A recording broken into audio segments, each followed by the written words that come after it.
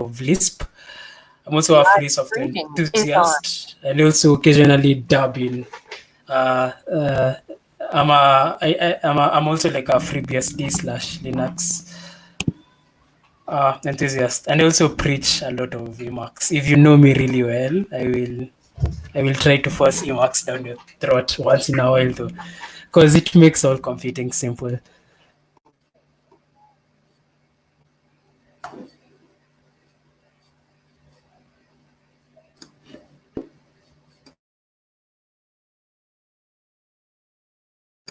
Did you jump off the call?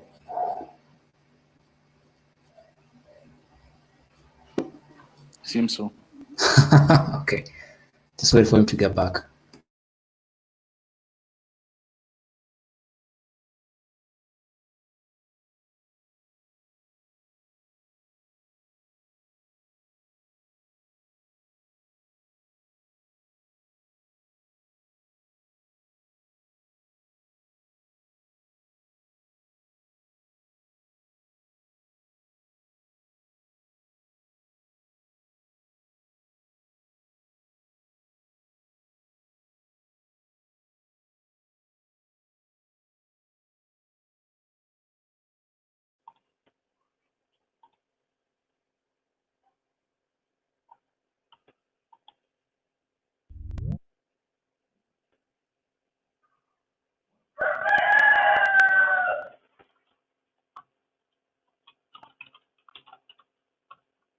Oh, hello. Hey, hello. Welcome back. So I'm sorry, I think I broke off. Oh, so I think I broke off there for a minute. So let me just resume. So I'll just start off again with this whole functional package management. What functional package? Hello? Just share your screen again. Oh, I need to share my screen again. I'm sorry. Let's see. Allow. Yes. Now we are talking. Let's go back.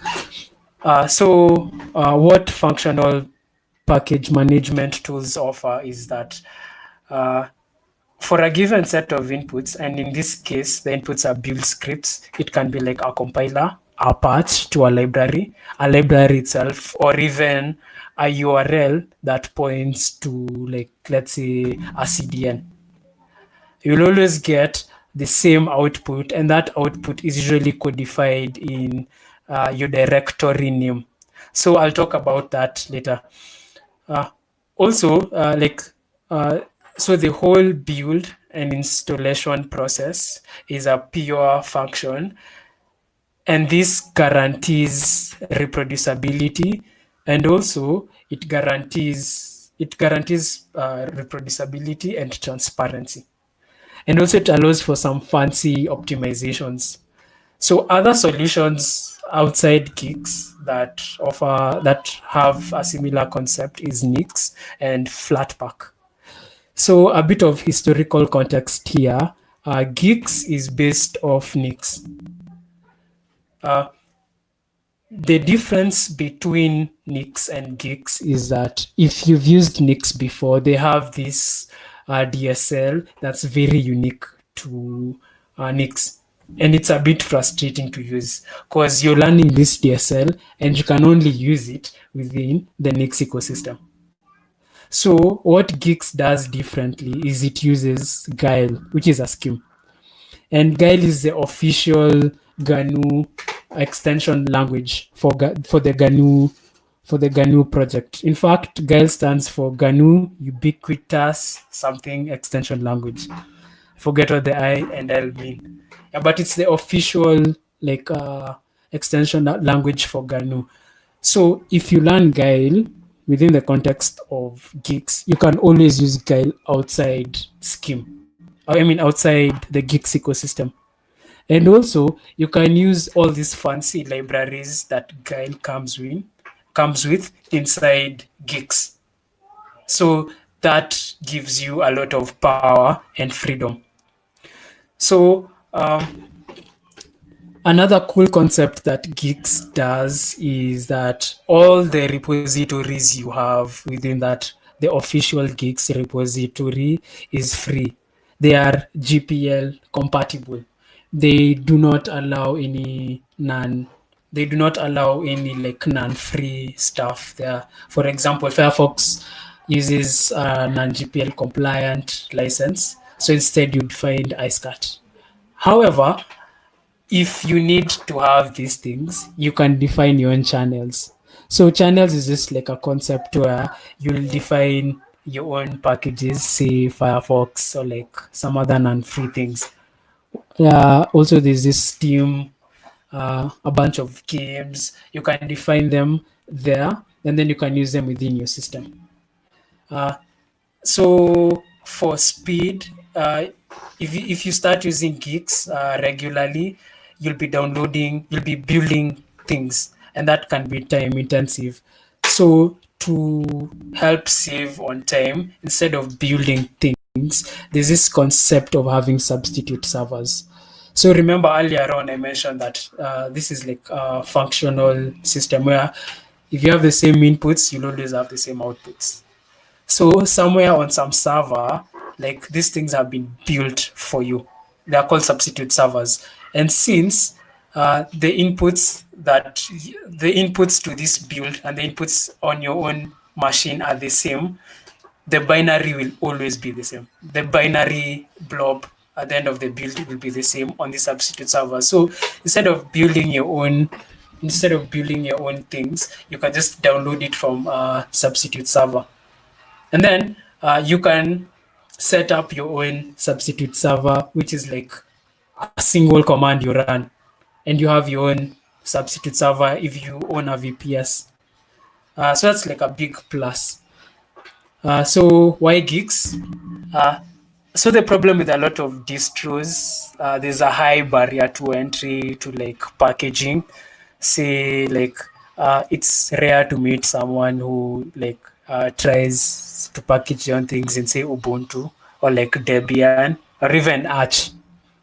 And also there's a lack of proper there's a lack of proper package management tools, and most of these ecosystems are plagued with esoteric configurations that can appear magical. And also there's no in some ecosystems there's also like a barrier, there's like an implementation language barrier. For example, Nix has that problem. So what Guix offers is it has a lower barrier to entry because you can learn Scheme in a day. Because in my own personal experience, I learned Scheme in a short time, and I was able to start packaging in a span of less than 2 weeks. I was like packaging things that would be used in a production system. So I'm going to talk about like the specific aspects of Guix that make it like desirable to use for like a normal user. So number one, it's free. It follows like proper. It follows like a proper system distribution guidelines as defined by GNU. And also, if you're like a hacker, it's easy to hack around with because it's extensible in the sense that you can define your own packages. You can hack around things in Lisp. You can extend Guix, and they've made it very easy to do that. And also, you have hashes.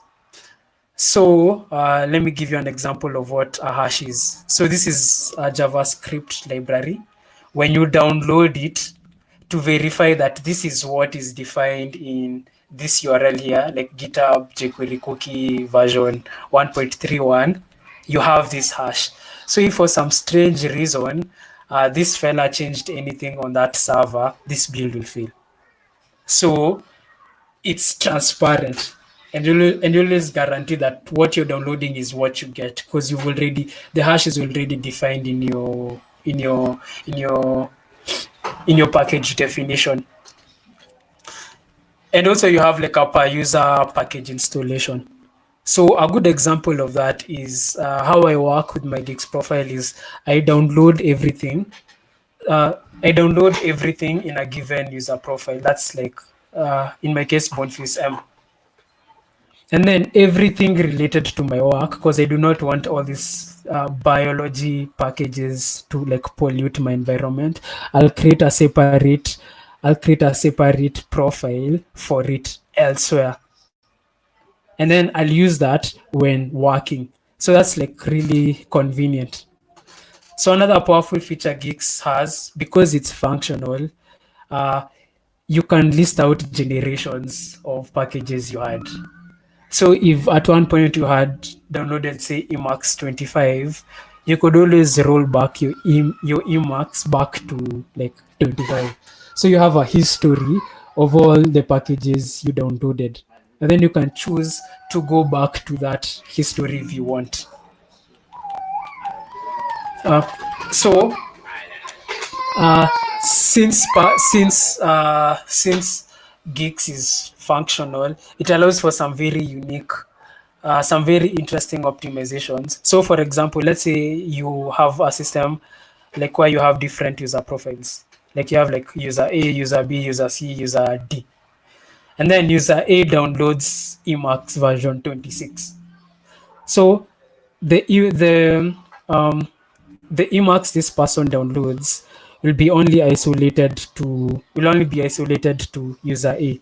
However, if user B downloads the same Emacs, instead of building everything from scratch, you'll reuse what was downloaded by Emacs A. It will become available to that person instead of rebuilding everything from scratch. So you could think of this as a like a distro level of like normalization. So you also have like dependency graphs that are very explicit. So another cool thing I need to mention now is that everything you download is in something called like a GNU store, like /GNU store. I'll demo this at the end of the talk to show like where every package is downloaded. And then in this store, what your profile does is it just symlinks to items on that store. But then Guix does all that heavy lifting for you, and there's like there's like a user-friendly API that it exposes to you to interact with it. So since Guix runs on top of Guile, it can run on any Linux distro. Since Guile can run on any Linux distro, you can also get packages from other places like GNU, PyPy, Gem, CPAN, TextLive, JSON, Hackage, from a bunch of different places. And this is how that looks like. When you run, say, let's say I want to install Gitfame or get a package definition for Gitfame on my system, I'll just run something like Guix import PyPy Gitfame. And then I'll get this package definition. I'll be like, this is version 1.1. Here's the hash of that package. I'll use like a Python build system for this. And these are all the dependencies for Gitfame. And there's the homepage. And then you could always update the license later. So another interesting thing is that when you install packages in your profile, it's safe in the sense that whatever you install in your profile cannot alter. There's no global state. So you're not like updating anything in /user/bin or like /bin or /sbin. So whatever you install won't interact with some other person's profile or like whatnot. So things are safe. What you do is isolated to your own profile, to your own user namespace. So finally, there are some very fancy things you can do with Guix, say parking and sharing things, or even building containers to share with other people. Like, say for example, I wanted to share Inksy, the package Inksy to Siri. I'll just like run this command Inksy, and then it'll output the zip file, this thing in the tar.gz. Just zip it, then I can share it with Ray, and he'll run it, and this will be the exact same version of Inksy with all its dependencies that's running on my machine. So also you can choose to pack a package you've written inside Docker. So Guix also allows for that. You just like package it, give it an extra flag, say Docker, and then later I can share that with someone else, and then they can run it inside a Docker instance.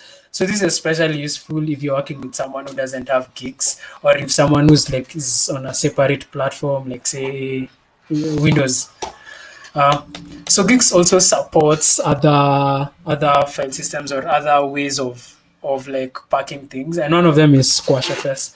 I've never really needed to use that though so far. So another cool thing is deploys. If you run an instance in production that runs Guix, you can use Guix deploy. There's a command Guix deploy to run, to like deploy your software. However, if you want to like install things, if you want to install packages using Guix on a server, there are hacks. And personally, I use like Ansible, and then I just explicitly run Guix commands.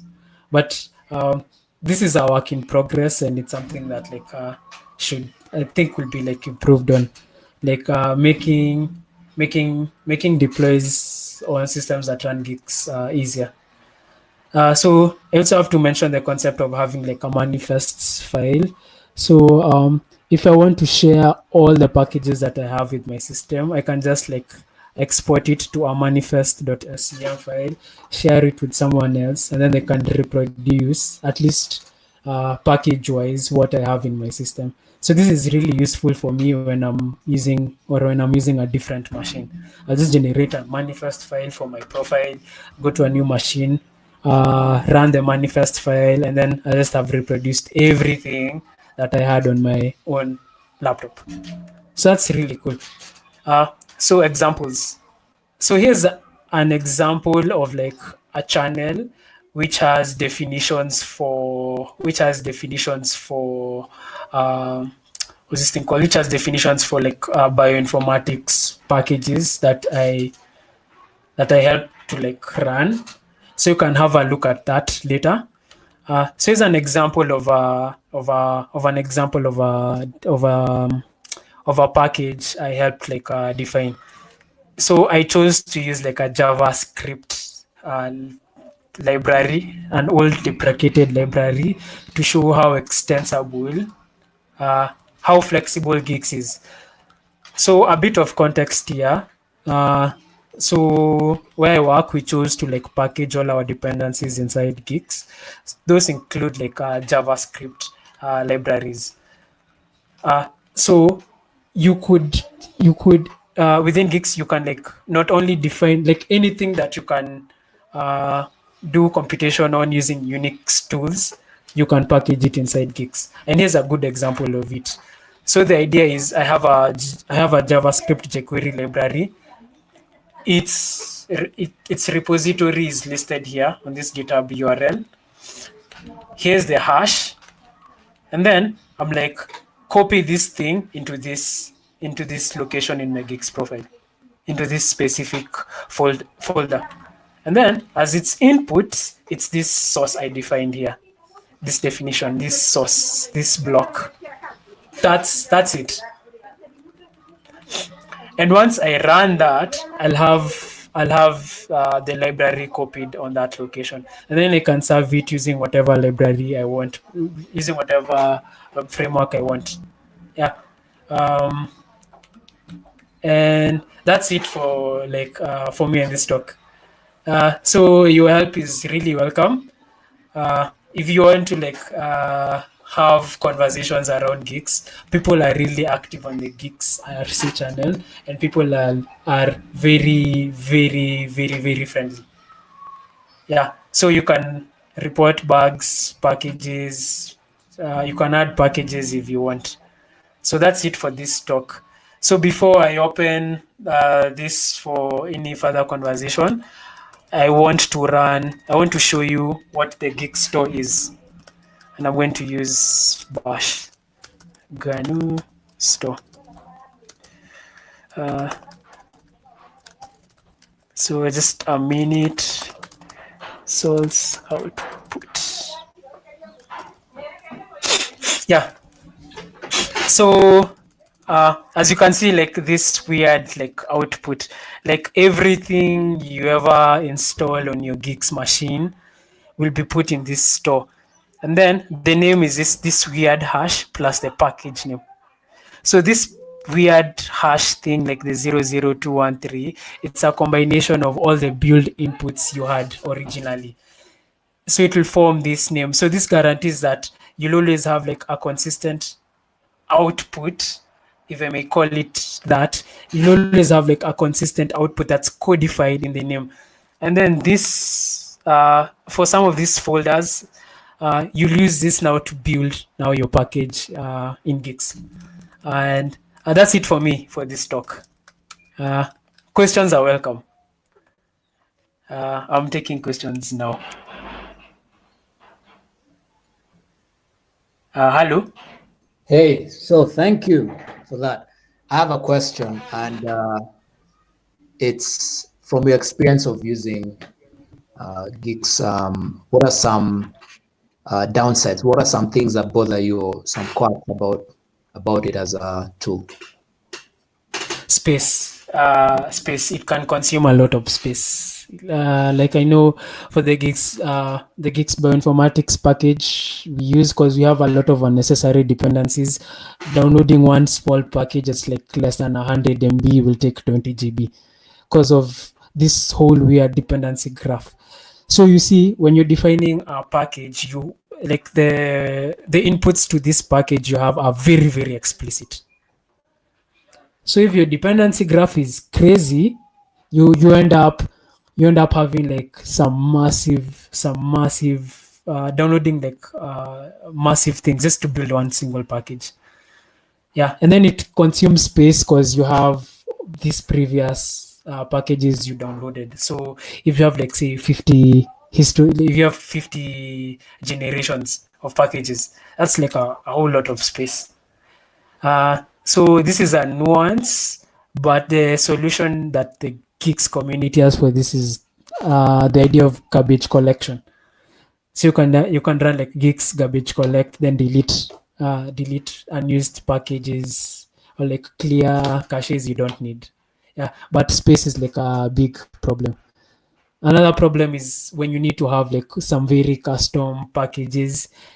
If you want to like say Firefox, at one point I remember I wanted Firefox so badly because I love Firefox, and then I couldn't find like a Guix definition for it, and when I wanted to write one, it was like really complicated. So yeah, so it's like another pain point. If your package is not within Guix and if it's not easy to use, you'd maybe have to now look for like other solutions. Yeah, so those are the ones that come to mind quickly. Cool, thanks.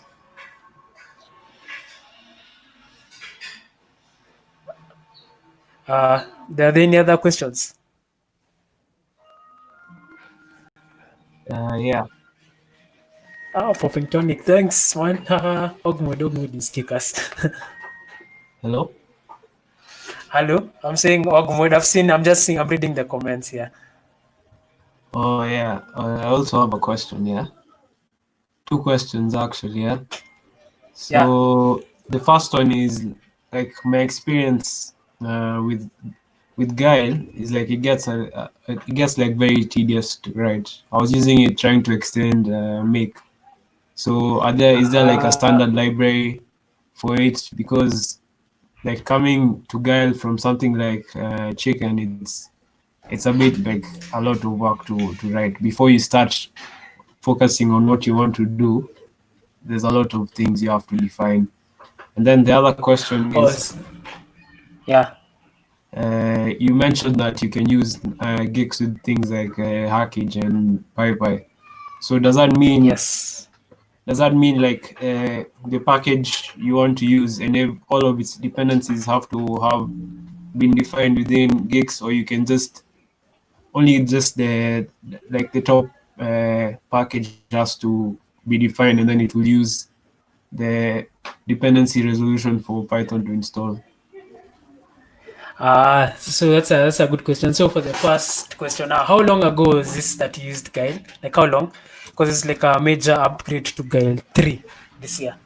And with that, like there are like a more Sena library, and like there are major improvements with that. And also Guile's philosophy and Chicken's philosophy. Or for people who don't know what Chicken is a scheme dialect. Yeah, it's an opinionated scheme dialect. So with like standard like libraries within Guile, I know with Guile 3.3 the situation has improved. And also another thing you need to keep in mind when using Guile is this thing was written as a bare bones scripting like language with like very few say like dependencies like within that stdlib. Because the idea is you need to, it's a language you write to like extend things. So if you like really want say some library say from C, you can just like hook it up within like within Guile using its API. Does that like answer your question? So it's a bit frustrating if you come from like other scheme families like say Racket or Racket, or what's this thing called, Racket or Chicken, because those guys give you batteries. Like some of their stateless, like they have a lot of things, and you lack these things in Guile. So you have to like put in that effort to like incorporate them within Guile. So I understand that, but at the same time, keep in mind that they want to keep this thing really, really slim and really, really tiny. So that's the first question. For the second question, once you run like the Guix import py, those dependencies you have to define for yourself. You have to like define for yourself. It won't like resolve itself using Python tools. It just won't. You have to define those by yourselves. So if one of those inputs is not defined, you have to go ahead and like now define them for yourself. So it's some work, but in my opinion, it's worth it because it makes them very explicit. Yeah, but keep in mind, if some of those inputs had already been defined within the original, like the GNU, what's this thing called? The original like GNU definitions, you don't have to redefine them again. Yeah. Does that answer your question? Yeah. Thanks. Yeah. So this question is more about Guile. Yes. So how do you see its package management tools, and like how it is, and how you can extend them directly? Because it feels like the language like Rust has really growing popularity, is because the tooling around packaging is built into the language. It makes it super so useful. Because all of the things that are there's already a standard place for things to be done. There's already a standard things to be done. Have you seen any such thing there? Yeah. So with Guile doesn't really like give you like a packaging tool. It's more like when Guix came, they used Guile as a language. You know, it's like Guile is a language independent of Guix. So Guix built a domain-specific language that uses Guile. Okay, sure. So it's not like Guile gives you Guix. It's like Guix just uses Guile. So within Guix, you can use everything that Guile provides. So you can extend all these things that like Guile. You can choose to like extend your own Guile and then use that within Guix in your own unique ways. Because I've seen some magic in some package definitions. Like some crazy person can just decide to wake up and define like an npm build system. It hasn't been done, but if someone wants it really badly, they can do it. Yeah. So that's it for Gail. So also like a commentary on like Rust and languages generally. I feel like the usage of languages, it's more of the marketing around it and the ecosystems it was built for. Because I've noticed with Guix, Rex, I'll answer your question after this. So I've noticed with like languages like the schemes and Lisps, they are usually used heavily in research and academia. But outside that, I haven't like seen it mainstream usage per se, and outside closure. And I'd attribute that to like just like I would attribute that to like marketing. Like I think we both agree here that Trust is kind of like heavily marketed out there. Good, Yeah. So this is like another commentary. I see what you mean. So Rex asks Guix versus Pacman, because Pacman is loaded for being very flexible and scriptable. So usually demonstrated with AUR packages, dependencies seem reasonable. So Guix versus Pacman. So I prefer Guix, because you see the problem I have with Pacman is if I install Emacs, everyone has Emacs. Every user in my system has Emacs. Like in my current laptop, I inherited this laptop from my older brother. So he has his own profile, he has his own user space.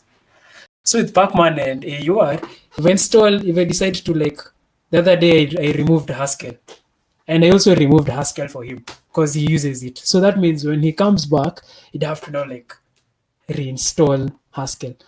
And also another problem I have with Pacman and AUR is that there isn't like a concept of transactions per se. Like if I want to install a specific version of Emacs, I just like pray to God that some person on AUR or the upstream Pacman repositories, someone packaged it. If it wasn't packaged, I'd have to like build it from scratch. And then I'd have to now like start struggling with like some linking things and using the correct version of Emacs. It's a headache. Like the problem Pacman and AUR have is that it has all these problems that mutation brings in like normal programming. You have this global state, so it's your work to keep it clean. It's your work to always keep track of this quote unquote global state. And then you can't really isolate packages from each other. You can't decide I'll run Emacs in this space. You can't do that. So that's why I'd prefer Guix. So my normal setup is I'll have Pacman handle those things that I can't, like those things everyone needs, like, and it's usually really, really, really minimal.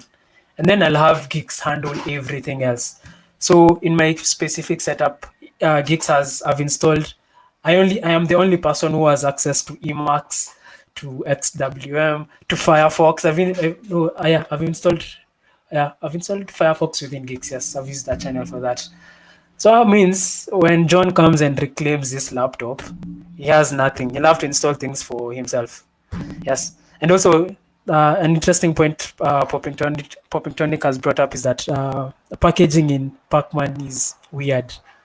That's true. That's true. And then you have to pray to God no one breaks things upstreams. Have you guys ever like downloaded something in Pacman or in apt repositories and then it just doesn't work? I mean, you have to go online in communities and like try to look for like workarounds and try to figure out why is this thing not working, and then if it's a known bug, you have to submit like a bug report and then hope that the maintainer will have a look at it and then fix things. It's a hassle. If something does not work, it's a pain for you as a user. I hope that answers your question.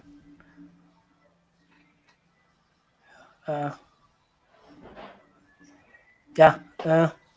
Is there any other question? So this is like an interesting conversation going on the channel. So does anyone have any other question or like commentary?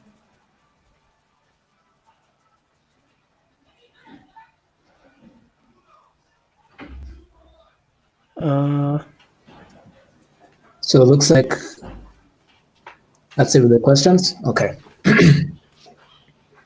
Yeah, thank you, Boniface. That was a really interesting talk on Guix and functional package management.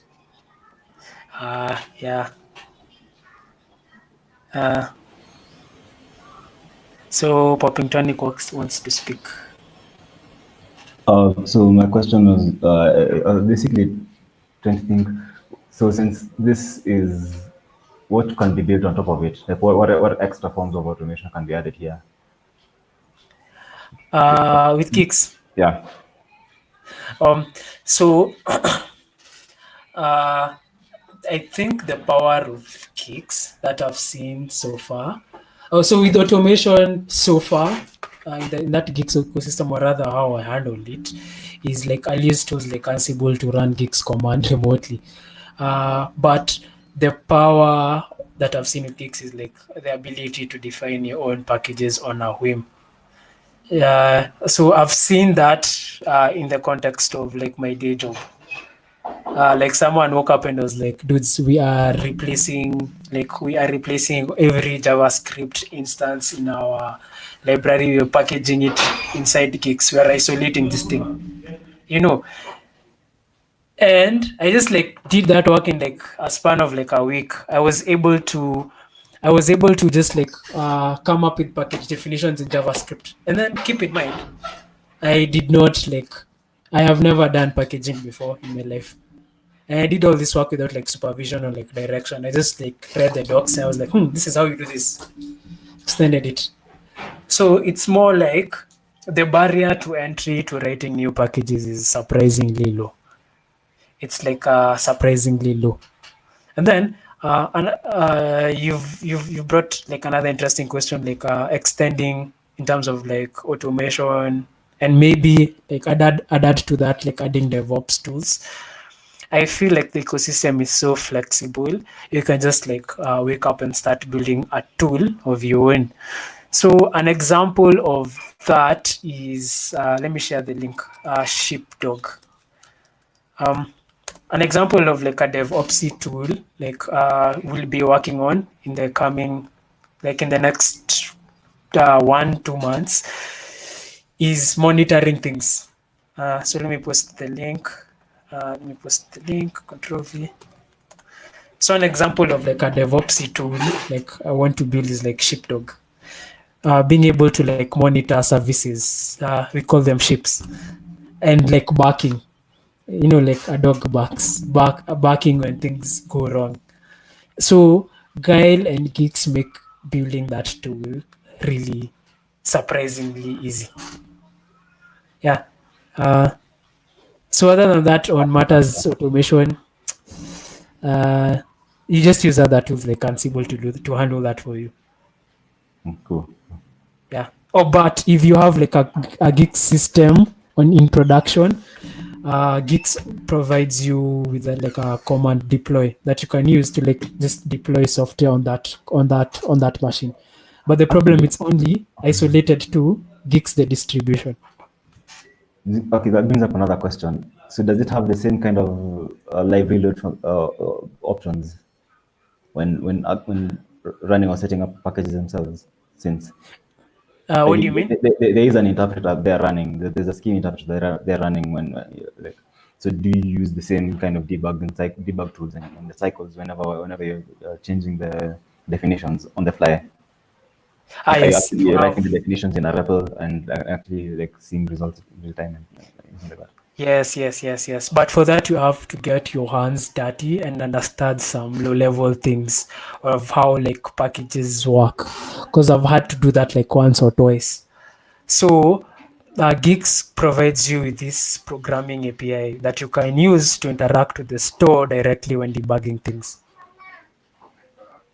Neat. So you just have that on your REPL. And if you're like an Emacs end user, it's there are like fancy extensions. There's like a Guix package you can use within Emacs that makes life easier. Yeah.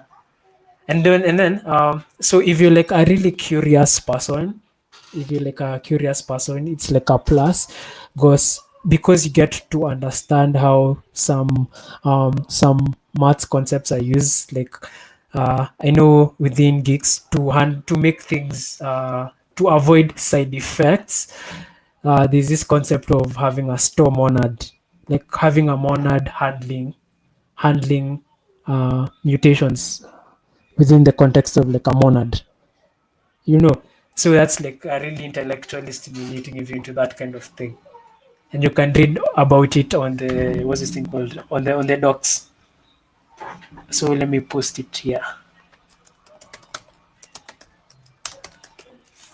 Store monad.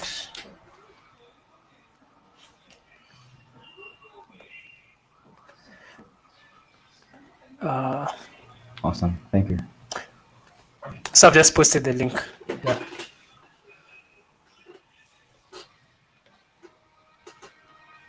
Is anyone else with a question?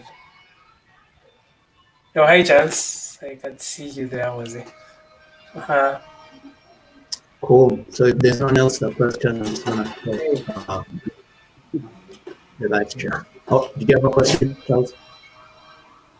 No, not that. I was just saying hi.